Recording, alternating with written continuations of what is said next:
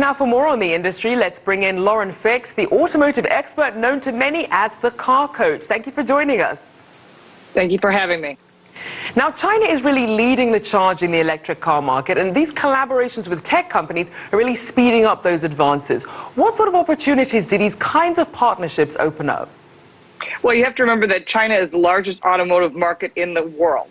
And because of that, and the fact that there's so many cars on the road, the opportunity to make these plug-in hybrids, or eventually plug-in hybrids, very popular are important to their culture and also part for the economy and, of course, for the environment. But we do have to keep in mind that every manufacturer is building a plug-in hybrid or a hybrid version because it's required here in the U.S., but the demand is actually in China as well as in Europe. And the thing is, it's expensive to purchase gasoline, and so this allows for another option. So what are some of the other key trends we should be watching for in the car tech space?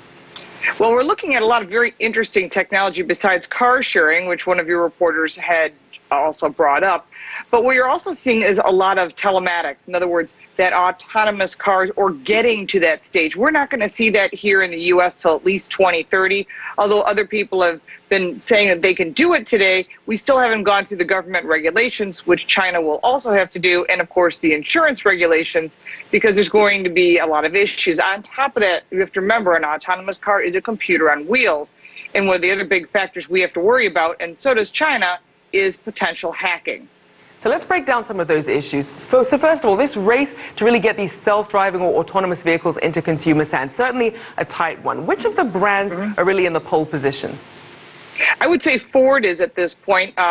They have their own city here in Detroit, and what they're doing is they're actually testing through the winter, because this is going to be a factor when all these cameras and sensors are covered by slush or snow. So they're continually testing. On top of that, Volvo has been testing in Sweden, and they've had very good luck as well. And Mercedes and Audi have also been testing around the globe.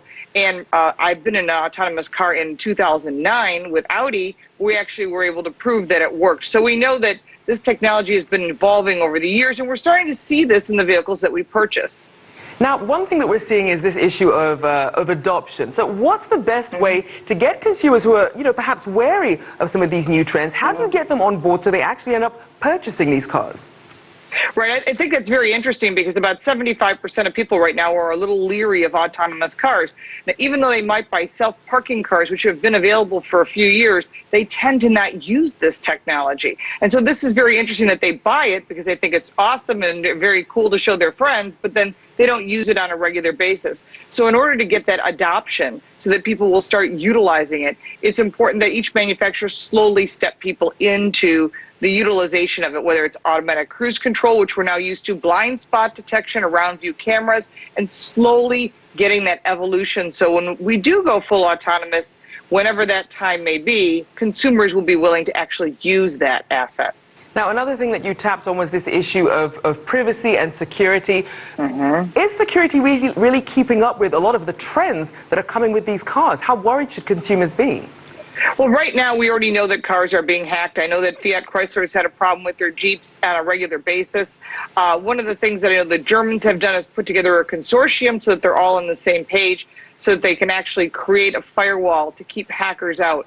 But at this point in China, about 6 months ago, someone was able to hack into a Tesla, and the vehicle was 30 miles away from where the hacker was located. So until this gets completely secured, or as good as it can be, these risks are going to be out there, and they're going to be factors in today's vehicles as well as vehicles down the road. Now, what issues do all of these tech advances spell then for lawmakers who are trying to regulate this space, as well as car companies who really still want to innovate and grow their brands?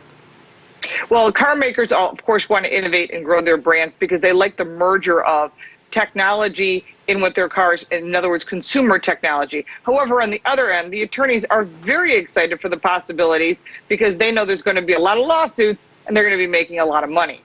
Exactly. Well, thank you so much, car coach Lauren Fix.